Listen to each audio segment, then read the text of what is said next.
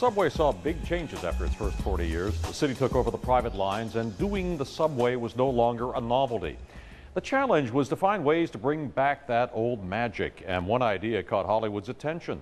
Rob Morrison has the story of the Queens of the Rails. New York, New York, a wonderful town. The Bronx is up and the Battery's down. The people ride in a hole in the ground. New York, New York, it's a wonderful town. In the movie On the Town, three sailors on a day pass take a bite out of the Big Apple. First stop, a ride on the subway. Hey, one side, fellas.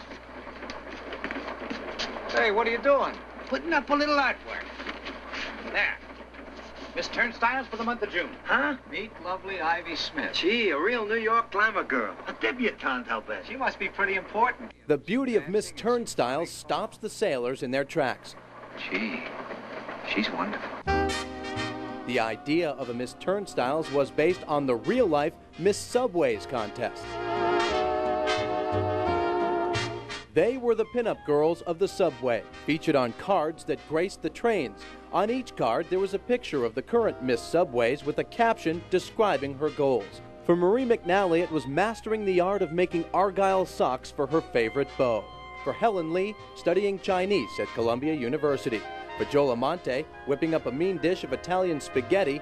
And for Rosemary Wilson, her goal was the ultimate ambition of a happy marriage. Well, I felt very honored, elated that I was chosen to represent the subway system. My responsibilities as Miss Subway was going on the subways and looking pretty and smiling. The year I was Miss Subways, I attended President Nixon's inauguration representing New York. The Miss Subway contest started back in 1941, and this is what the trains looked like back then, recreated today at the Transit Museum in Brooklyn. The trains had touches of elegance. For instance, if you had to stand, there were porcelain handles for you to hold on to, no more leather straps. But if you were lucky enough to get a seat, you sat on wicker. And as an added bonus, the young lady just across from you could be Miss Subway. I would sit under the picture purposely, and people would say, "Is that you?" And I would say yes. It was a dream for these young women from the 5 boroughs to be named Miss Subways. They reigned for 2 months as Queen of the Rails. The Office of Subway Advertising ran the contest. Marketing Director Mark Elsis chose the winners from 1956 to 1962. He received an average of 150 entries a month. Out of the 150, I would select 6 to come up to be photographed.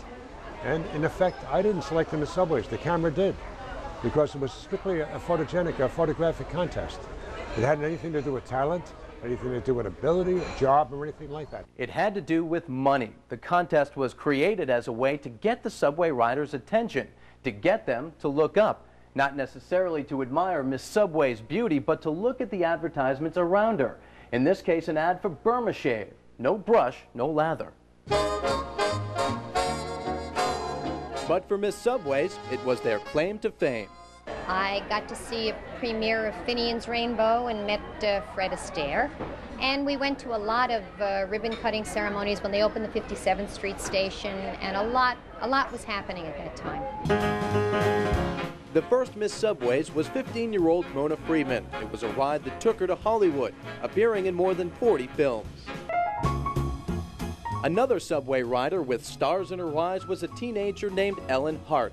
An Elizabeth Taylor look-alike with a painted-on mole, she was a Miss Subways in 1959. I entered the contest because I was the so-called local beauty. I had an eye or a vision on being a singing actress, and I thought it would help my career. I saw my poster in the subway, making the rounds of the agents as you did in those days. And in those days, riding the subway was a formal affair. And my mother and I would go to the city from Queens, where I lived, and we would be all dressed up, and I'd have my white gloves on. The men were in suits. My father in particular, I remember, was in a white shirt usually, and wore a hat. It was our way to dress up and go into the city. You did not go into the city on a subway in jeans. There was glamour in the subways. Miss Subways launched Hart's modeling career. She graced Pulp Fiction magazine's Dressed to Kill as the resident vixen. Now known as Ellen Strum, her real success came as a restaurant owner. Her Ellen's Stardust Diner in Manhattan honors the time that she was a Miss Subways.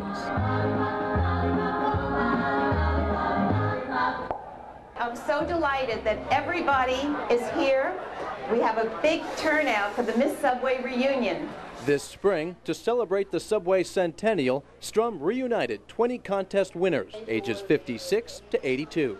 Was Miss Subways in 1942. And I was year 1969, July and August. I got a lot of fan mail, and I did get a proposal of marriage from an attorney from the Midwest. Of course, I had to turn it down because I didn't know him. My mother never rode the subways, and the one time she got on the subway to see my poster, I had a mustache and blacked out teeth. I was a very shy young woman. But after Miss Subways, a modeling career ensued. And as a matter of fact, I just retired last year. By the early 1970s, the contest was winding down. Times had changed. The subway advertising company closed. The transit system fell on hard times, and the roles of women were shifting. The Miss Subways contest was considered a relic.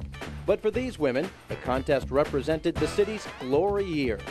I was full of enthusiasm, and the city seemed to give it back to you. The city seemed to respond in kind.